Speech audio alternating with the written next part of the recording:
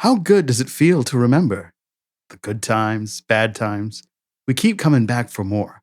On this episode of the Disc Dungeon, Julian and I put each other on to two artists that have mastered the art of chill intensity, delivering hit after hit of nostalgic delight straight through our dopamine receptors. Join us as we let ourselves be transported.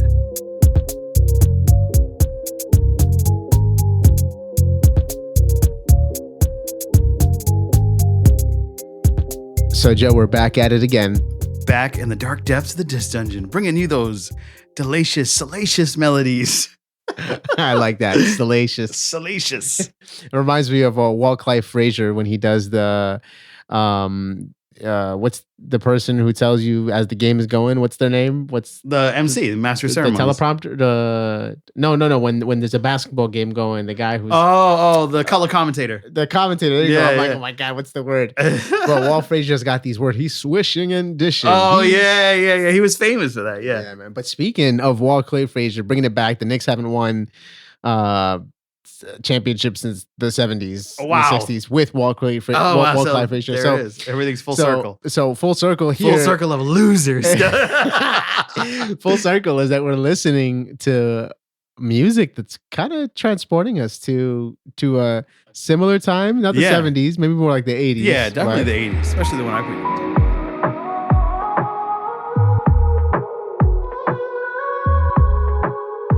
Yeah, I mean, we'll start with that, man. You put me on to Atlas by FM84. FM84. So I had never heard them before. No.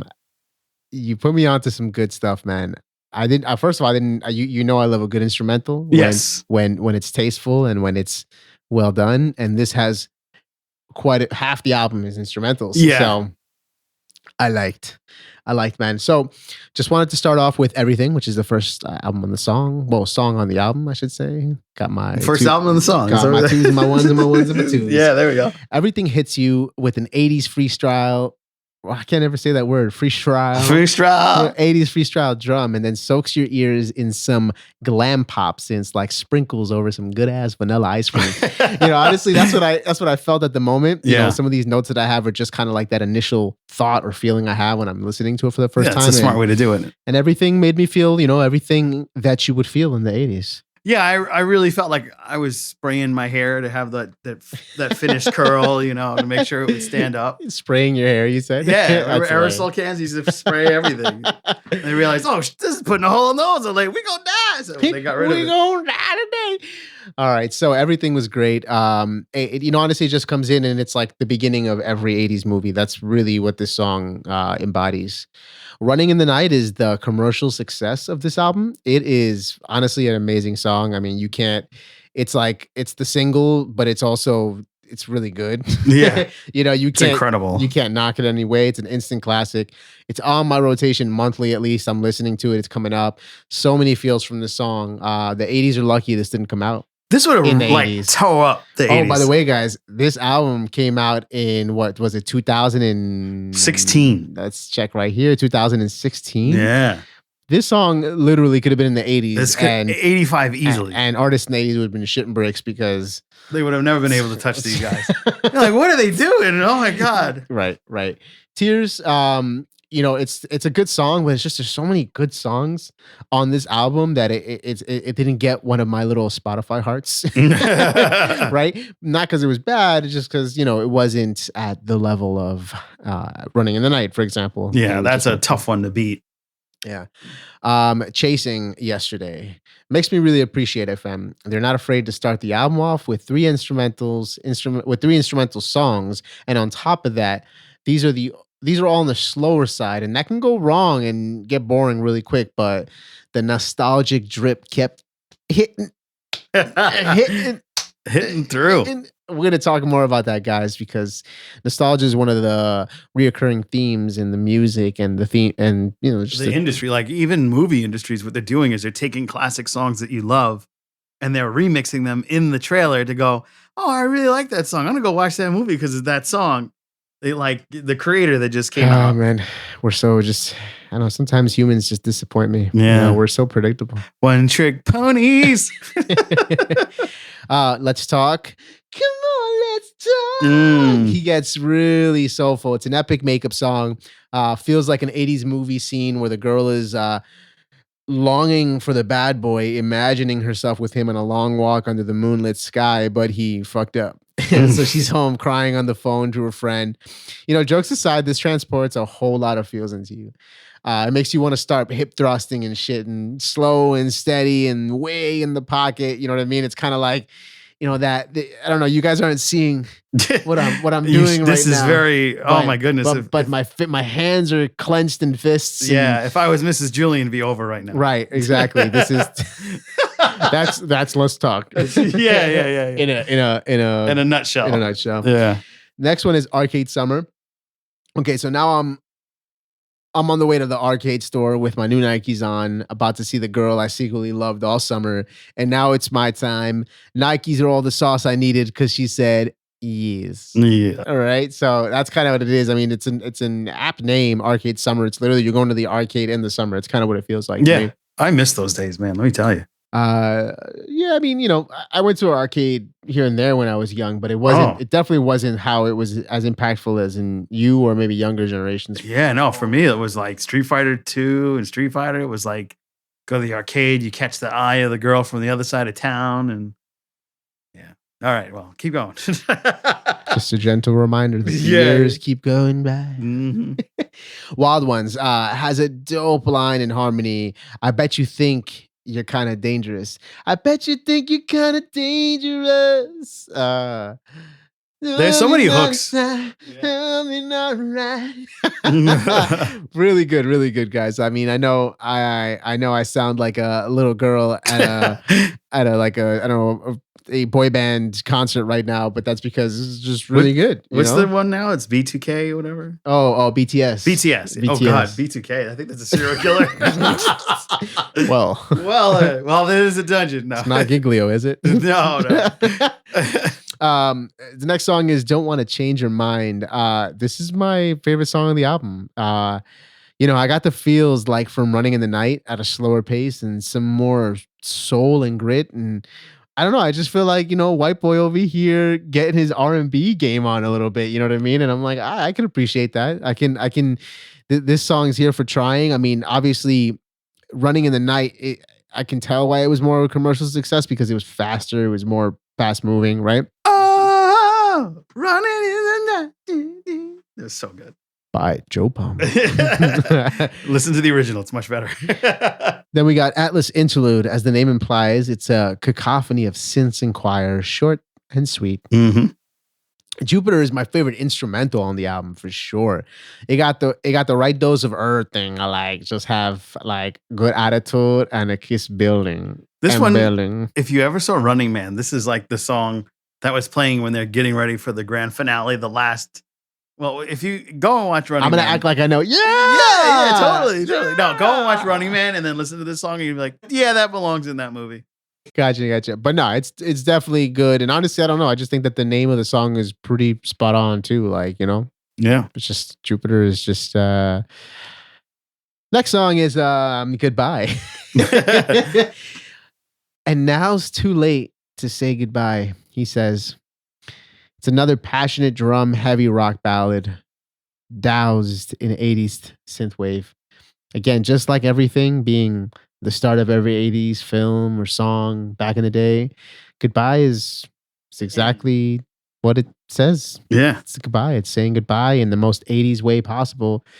Honestly, this gets a 10 out of 10, man. It's got so many songs that are in my rotation already. I love finding instrumentals because what I do, guys, is whenever I'm doing my studying or I'm working or anything, I always have some instrumental playing. And I like to switch. I'll go through some like jazz vibes, some beats, some like piano music, some soundscapes, right? Because I've obviously, it's proven how instrumentals, really get you going. Get the mind, get the gears and the old cog and the brain there going. Right. And so honestly, 3-4 of these instrumentals, they make their rotation into my dark playlist. Yes, in the dark depths of Julian's discs. In Julian's discs. But bro, I put you on to something that came out a little more recently, not so too much. It came out in 2021. 2021, if I'm not mistaken. We're about to pull up this data right now. 2022, guys. Yeah. So this came out about 2 years ago at this point. And honestly, the reason why I put you onto this, man, was because of I started listening to this. The first time I heard this was when we made our road trip to South Carolina to check out the venue for the first time. Oh, wow. Right. So this was on repeat going there. And as you can, I mean, you've heard the album now. So as you can imagine, we're driving down, we rented this Prius and we're just like, bum, bum, bum. Yeah. Bum, bum, bum. So, sir, tell me what you thought. This was an incredible album. The name of the album is Fragments from Bonobo, not to be confused with Bobo. It is dance and electronic. You're like, well, how would you get? Well, anyway. Bobo in Colombia means dumb. Oh, really? Yeah, it means like definitely not dumb. But it's also kind of it has become like an endearing thing. Like, oh, you're so dumb. Like Kibo. Like, oh, you're so dumb. Like, kind of like, you know. Yeah, and a loving but dummy. Yeah, I'm calling you dumb, but I love you. Yeah, in a loving way. So let's go song by song. Polyghost, dope intro, amazing way to set up. It's got so many chill vibes. I kind of feel like homeboy brought me to Japan and let me walk around the Japanese tree, you know, those maple tree gardens that they have. Yeah, Japanese cherry blossom. I felt like the cherry blossoms were falling. That's why I couldn't think of it. Meanwhile, those are all over Newark. There's more cherry blossoms in Newark than there are in Japan, I heard right now. But they came from Japan, though. Yeah, they came from, like, they got them, and then they got them and they brought them to DC.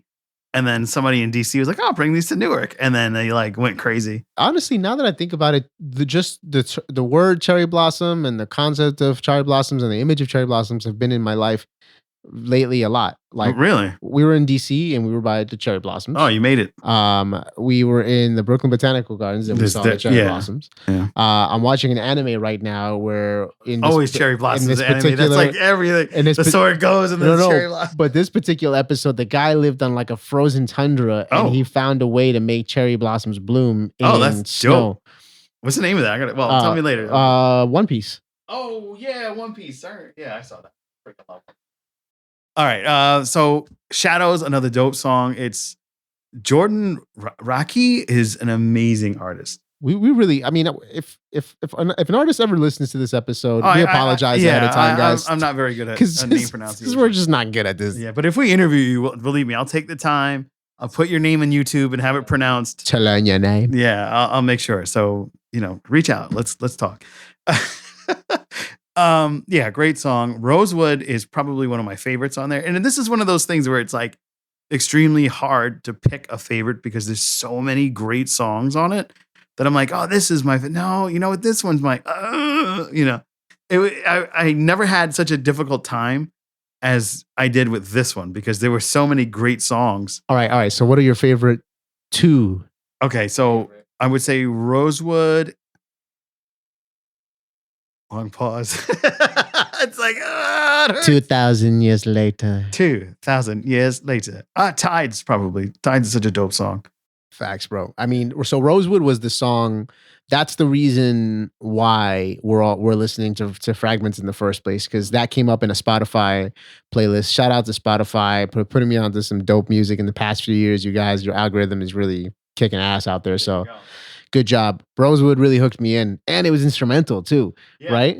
No. That was this. Oh, yeah. No. Rosewood was instrumental, but it's such a dope song. It just hooked me into then realizing, and then the people that he did collaborations with. Well, you're gonna get to it, sir. Guys, I'm hijacking his album review right now. What am I doing? Rosewood is like a memory of moving and changing location for the better. This is a song that transports you to a better place. See what I did there? It has whispers of what you were fighting for is the very thing that led you to leave. This is the heartstring for me. And probably at the time, my favorite song on the album, but I've listened to it so many times, it's like in a constant battle to the death with some other songs. Adamo, have you ever heard of Tangerine Dream? If you have, then that's what this is. It is a perfect nod or a love letter to Tangerine Dream. And my buddy Matthew DePasquale, I didn't mess up his name because we went to high school together. But shout out DePasquale. Shout out. That I'm for sure you would appreciate that very much so. And I know you're big into that. Tangerine Dream. Tides, Dreamscape. This one is perfect for the background of the movie What Dreams May Come. There's a lot of movies in my life. I don't know if you caught that, but yeah, movies and music just go together so well. It's like a perfect symbiosis. Joe's life It's is a movie. a compilation of different movies and films and And music. soundtracks woven together through him. Yeah, I'm a walking encyclopedia of movies. You're a and music. walking canvas. I am indeed. So it's very lovely. The visuals are amazing in that movie, but the strings pull at your heart in almost an abysmal level. And for this song, it's akin to that. It's not a bad song. It's just sometimes music can put you in different states that keep you feeling alive. Sadness is the reason you embrace joy. And a song like this is needed to remind you of the balance of life. I can't believe I wrote that. That was so dope. You might want to cut that out. This is BTS right here. Yeah, totally. All right, Elysian. Such a pretty song. It's a fitting title.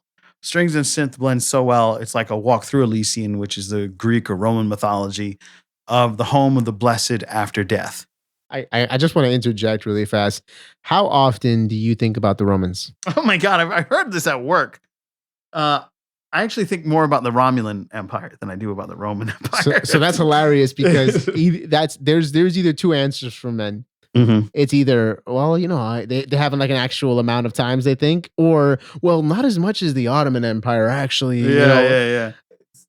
Yeah, for me, it's because I'm really into Star Trek, and I'm pretty sure that they had like the way akin to the Roman Empire, the Romulans kept killing off their leader to take over, and that whole like spiral, it's very similar. So pretty often. Back to your Diss Dungeon. Yeah. Closer, the next song on the album, hook from off the bat. Just the drum beat and styles of drums, a really neat mix. Lots of whispers on this album. It's a very nice way to almost be haunting in the delivery. And it's one of the things that I really appreciate because a lot of the music that I listen to, a lot of the vocalists are always have like a haunting voice, like Zoe Johnston and Leah Nash. And currently I'm listening to a lot of Delirium. And there is a woman in Delirium right now that just dropped she didn't just drop her own album, but she has an album out that is incredible. And that's Elysian, Vaporous. Oof. Dope song. It's I'll put you onto that. Just so you guys know, when we go oof, that's a good thing. That's a good thing. Yeah, it's so good. Age of Phase, probably the most different song on this album. It's like a step away from everything else and right in the middle of the album. It almost sounds like a xylophone was pulled out of the closet to blend digitally to a new type of sound, which is very pleasing. The vocal distortion is very cool too. From You. This is the fuckboy song on the album. It's sullen-eyed Joji is the singer. Great song. Definitely looking to steal the deal with a potential ex. Yeah, this song, so this is a artist I discovered, Joji, from this album, from this song From You. You guys gotta check out Joji. I might put you that. There might be an episode down the line where I put you on the Joji, bro. You do Joji, I'll do Elysian. I think that's gonna be the, because I found Elysian by another artist, so it's like the same. You guys just saw an episode happening. Yeah, we're not going to tell you when. No, it'll be in the future. It'll happen. We'll be transported into that one in the future. We'll transport this one. Yeah, so Joji's definitely looking to seal the deal with a potential ex. Come back to me with a new phrase. Don't fall for it, lady. But the way he sings, I'd probably fall for it, lady. Counterpart. This brings us out of the emotional connections and just drift into a synth waves and whispers. The little bounces between your ear set, if you listen to this on your headphones, is a really nice touch. That's one of the things that I really appreciate from artists that was very big in the 70s. Yes, the Beatles, a lot of those cats would do that. And this very, very much reminded me of those types of mixings. Sapien. Oh, snap, drum kit. Hits of a fast steel drum, a little Caribbean. Little Caribbean makes me feel airy. Oh, my Jamaican people just turned this podcast Facts. off. I didn't realize this was some racist shit. No, it's not racist. I grew up with Jamaicans. They're my best friends. Really? Did you just hear yourself right now? I know. Oh, it's okay. I'm black. I grew up smoking weed. Yeah, it's okay. Day by Day got real R&B here, and I love it. Nice way to end the album that took you on a mythical music journey. But the flip is the dope saxophone that smooth jazzes it all the way into 344 of the song towards the end. It's like a staple in mixing. Almost everyone is bringing that instrument back. I'm not sure if it's an actual player, but I love the touch because I know there's synth things that you can program to sound like saxophone. So I'm glad you touched on this, right? Because this is something that, as I did a little deeper dive into Bonobo, I found out. Bonobo has been a DJ for a long time, right? And while he can definitely, he's obviously making electronic music, so he knows how to use these moogs and these sounds, right? But he is very much a believer of infusing that with natural instruments. So that's the difference. I don't know if you noticed that or not, but I don't know. I felt that while I've heard other people do electronic kind of like house type feels with his music has these textures, and it comes from the fact that he's using these instruments, these like otherworldly instruments you're hearing. He's actually using a lot of these and playing them and recording them. Oh, wow. Right? That's why he's able to get these textures that he gets, right? Slick. So I love it. And it kind of just fits that the name of the song, that the name of the album is Fragments. Yeah, because he's taking all these pieces of and making some of them. Right. So and remember, I don't know if you remember when we were speaking to Mark Mallman. Oh, he knows Bonobo, and he spoke about how his production is just incredible. It's just incredible. Yeah. I forget. Does he know him personally? I think he does. I mean, if he does, Mark Mallman, if you're listening to this episode, it's up to you now. Just text me, Mark.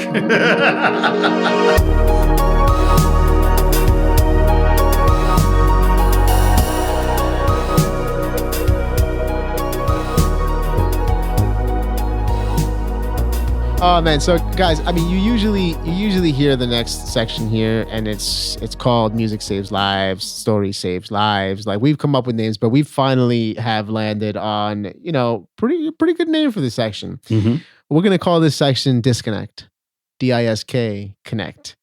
And this is the section where we kind of let go. We disconnect. We really kind of like unplug to plug in. Type of concept. Mm-hmm. Because this section has always been a part where we're a little more vulnerable. We're talking about our personal experiences and how they relate to music or the music that we've spoken about. So get ready to disconnect. And then I'm going to have like a sound here, like shoo, shoo, like shoo. Oh, that's right. Like something like really cool, futuristic. Yeah. You guys heard it here first. No, man. I mean, no lie, so much music has transported me that I don't remember them all like specifically. But these are the honorable mentions for me. Right? So Coldplay, Ghost Stories. Mm-hmm. That album took me places, man. Bayside, The Walking Wounded. Right? So, I grew up listening to Bayside, and honestly, that that album, when it came out, I think it was because of who I was and where I was at that time that it really kind of took me places. Low Country by Envy on the Coast. It's another album that just completely transported me. And when I say transported, I don't necessarily mean like, oh, it enlightened me and it revived me. Like, no, like it truly took me somewhere. Like Low Country took me to Low Country. It took me to the feeling of like the South in like a very grungy rock and roll type of way. Coldplay, Ghost Stories took me into space, took me into like, soundscapes, beautiful pop melodies, right? That we know Coldplay for. Channel Orange by Frank Ocean. Man, he literally made me feel like I was flipping through channels of like just music, right? Grace by Jeff Buckley. This puts me in like, honestly, in the place where he died.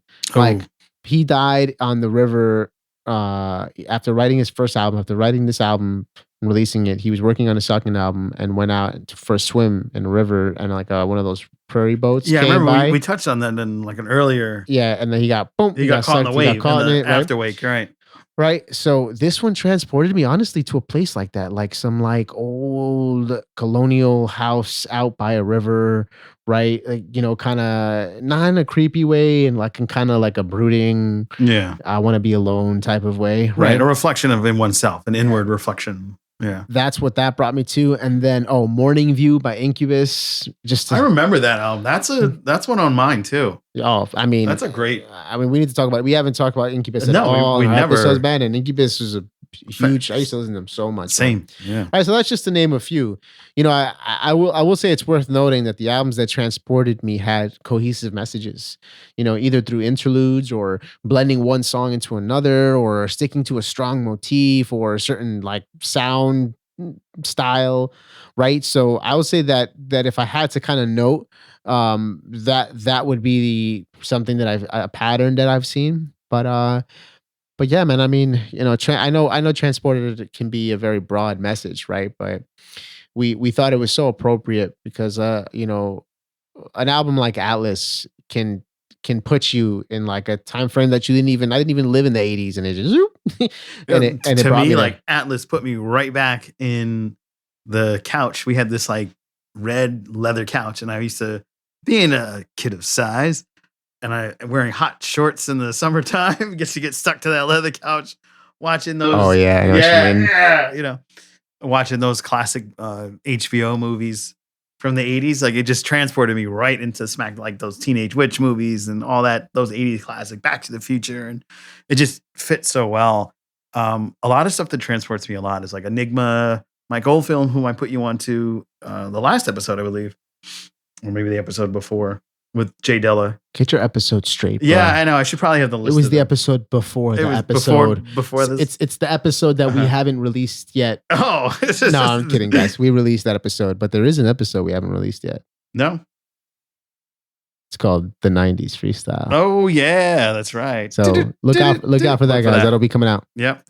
Yeah, so a lot of that.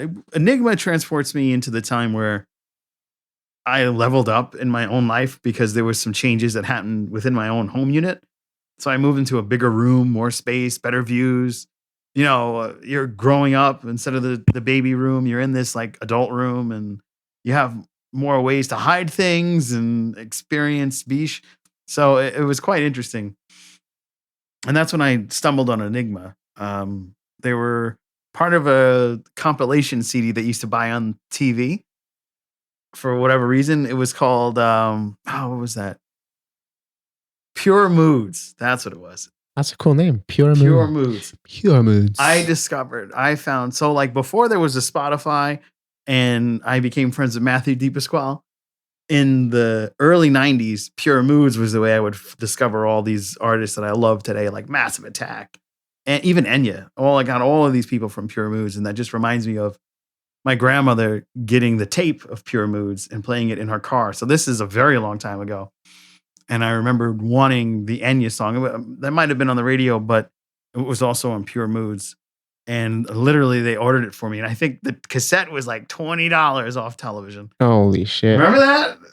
It was crazy. Prices were crazy back in the day. They always complain about it now. Man, $20 for a cassette? Well, actually, guys, I don't remember. The oldest form of media, of music, audio format that I remember is CD. Really? That's what was prevalent for me maybe in like middle school, right? So, elementary school, I had the A-track of Peter Gabriel's, I think it was either Us. It was like one of his early, like later but earlier ones. It was one with Sledgehammer on it.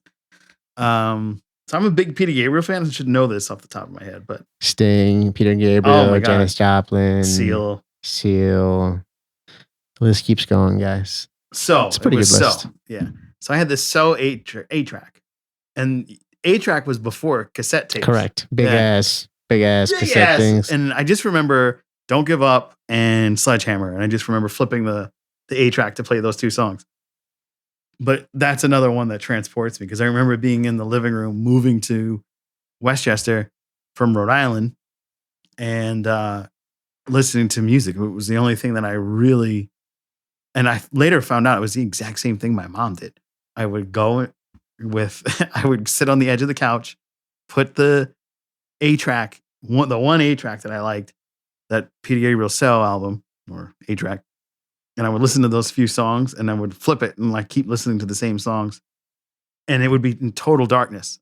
And everybody else would be asleep in the house. And my house, I had this massive house when I was a kid. It was like 5-bedroom, 4-bathroom house, huge in Westchester. And it was just totally dark. And there's a lot of windows. So like, I'm sure if you pass by, you would see this like wild curly hair flipping, listening to Peter Gabriel. But yeah, so, you know, FM84 kind of just reminds me of those times where I'm like innocent, pure, and just kind of, you know, enjoying life as it comes along, not really knowing what would happen. And we're here now, guys. Yeah, here we are.